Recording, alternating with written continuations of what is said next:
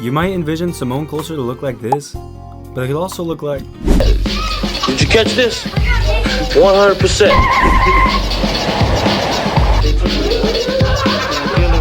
18 years old. He can speak Samoan, but street fighting is about all he knows. His leg is permanently maimed from a gunshot.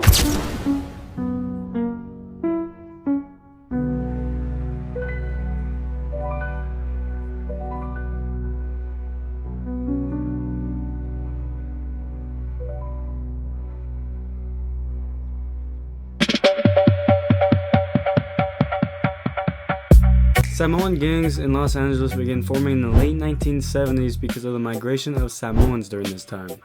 Samoa was going through some hardships in the 1970s after gaining independence in 1962, and the economy was small and heavily dependent on remittances from overseas workers. Many Samoans moved away to send money back home or to improve living standards. And Samoa is also like an island, you know, so places like LA, there's much more opportunities.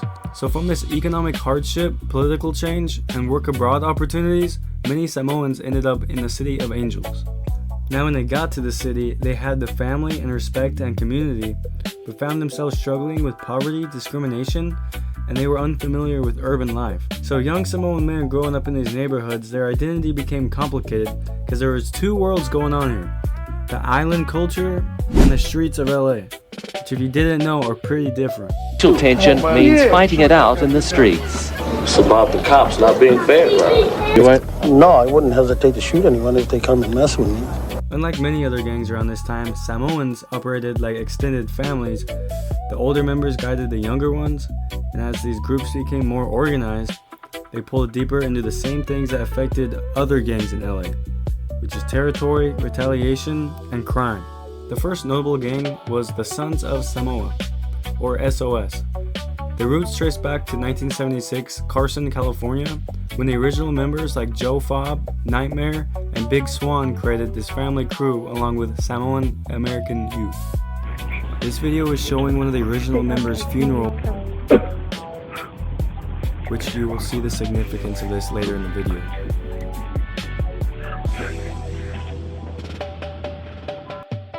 There was 7,500 Western Samoans immigrating to the US, with many settling in Long Beach and Carson for economic opportunities.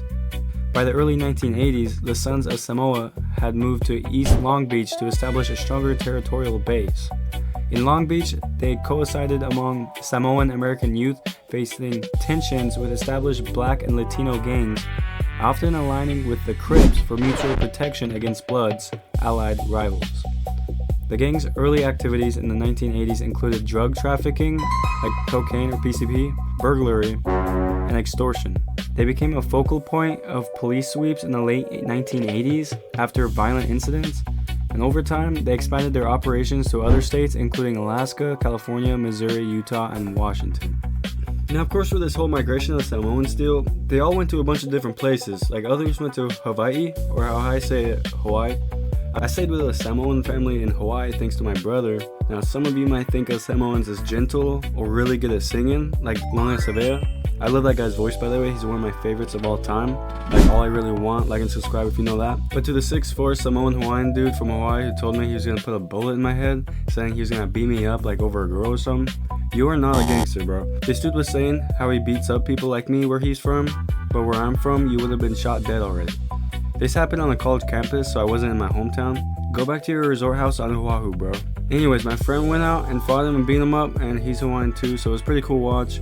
I would have fought him too, but if I didn't just get an email saying I got a full ride scholarship to a university, because I didn't want to risk losing it, because where I'm from, people don't go to college. So this dude from Hawaii was definitely not a gangster, but what happens when you have people that look like him who didn't come from a gated community? Anyways, back onto the subject, identity. 100% Samoan. Lift up your shirt, bro. Lift up your shirt. Lift up your shirt, show your tat. Look at that. Samoan. Samoan gang identity wasn't about the streets, it was tied to their heritage.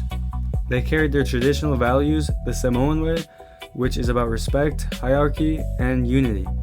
But in LA, those values were reshaped by violence and the environment. Tattoos, language, symbolism became markers of the culture and affiliation. So for a lot of these people, gang life wasn't about rebellion, it was about belonging.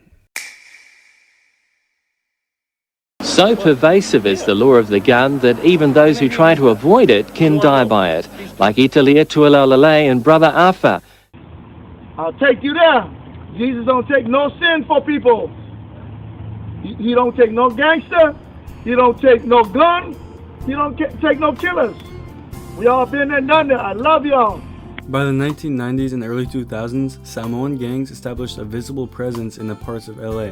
They were known, respected, and sometimes feared. Law enforcement began paying closer attention during this time, and the community felt the impact. You do what you want to do, but remember, when your time comes, you don't know.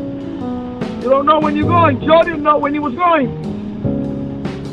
Behind the headlines were real families, with the parents trying to hold on to tradition and the kids growing up in environments where choices felt limited. The Bible said that God will call your soul to present in front of him at any time. Your son, died or got killed I have a picture of him up there. in 2016. He belonged to a blood gang out here in Carson. You might have been watching this video fascinated by the culture and how badass these guys were and how they don't take no crap from nobody. During the peak of gang culture in the 90s, young men were dying. If you are like around 14 to 21 range, like your age was being killed. When you leave with his mercy and grace. Because if you don't leave with his mercy and grace, you know where Lucifer at?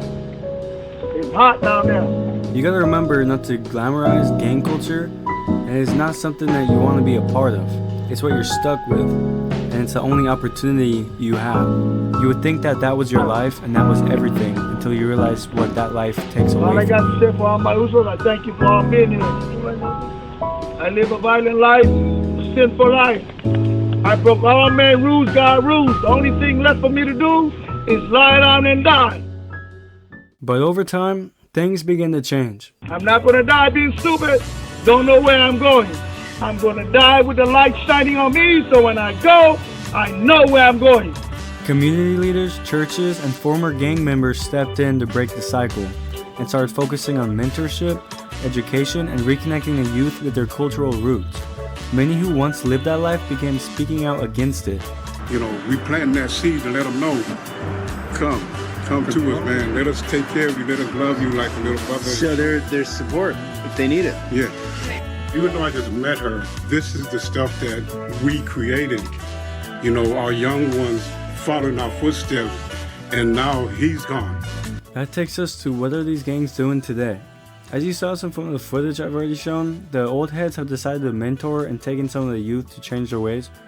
But he also mentions how some of the youth disagree with what the unks are doing because they're already in that dangerous thug lifestyle. The Sons of Samoa are still present, but their activity has went down and they aren't as crazy as they were in the 80s and 90s. They are still the Crip affiliated street gang based in Long Beach and other parts of Southern Cali, but nowadays it's mostly Samoans, but also includes Pacific Islanders. Like and subscribe if I should go down there and try to join. Now I'm just joking, but if you're new to my channel, I am pretty white, but I'd still go down there to see what's up though, like I've been there before. But yeah, law enforcement and federal reports still list SOS as a criminal gang operating in California, Alaska, Missouri, Utah, and Washington, which makes me wonder what the SOS life is like in other states. Like, is there actually Samoan Crips in Missouri and like Utah? Like Alaska? Or is it how some kids in my school were like repping Bloods and saying they were part of the Bloods of Oregon? I mean, I looked it up and I can't find anything about it, so comment it down or something. In 2021, 3 members were arrested for a fatal shooting in San Jose, so they do still exist, but not really on the radar as often. It'd be cool if this video sparked people coming out and talking about their past, or current members putting SOS back on the map or something. I'd be down to interview some people if this video does well. Today, there's rehabilitation effort, like some of the clips I showed, and FOU movement, I'm gonna try to pronounce it, Fa'atasiga Ousos, made up of ex-gang members who are working to prevent youth from joining gangs by sharing their experiences and building a community. The Samoan gangs of LA of course had territorial issues with other gangs, including Linux 13, but this isn't 100% confirmed, but by word of mouth it is true. This idea came from this comment left on a short I posted. Now let's take a small look into the rivals of our Samoan gangs and the Tongan Crip gangs. The Barrio Linux, or Linux 13, is a Hispanic gang located in the Linux area, which is an unincorporated Los Angeles County. They originated in the 60s on the west side of Linux with 650 active members. They had several Dukes, Peewees, Guanos, Psychos, and Night Owls. They were originally the Barrio Linux, but adopted the 13 in the early 1990s. In 2011, about 500 federal agencies arrested 27 people connected to Linux 13. They were allies of the Mexican Mafia, and they were present during the 1990s riots. Many members were very popular in this group. So you could expect Linux 13 to be on the Tongan Crip gang and also some of the Samoan gangs. These were the type of gangs that the Samoan gangs had beef with. What I have shown so far is what the media has shown, but what were these gangs really like without the cameras? Of course, all we hear is violence on the media. In fact, this is the only thing that comes up when you search about these gangs. But it is not like every day was pure violence and shootouts. On a normal day, it was slow, just hanging out and talking in apartment complexes, parking lots, just normal stuff for a group of guys to do. Like, we all do this, right? There's nothing to do but hang out with the boys in the parking lot, just joking and talking. That's because this is a part that you don't see with these gangs, them doing normal things. For many Samoan gangs, and gangs in general, it wasn't about crime, it was about presence. Just being there and being seen. And there was structure, even if it wasn't written down. Younger guys watched older ones closely, not just how they acted, but how they carried themselves. And respect wasn't something you asked for, it was something you earned or lost.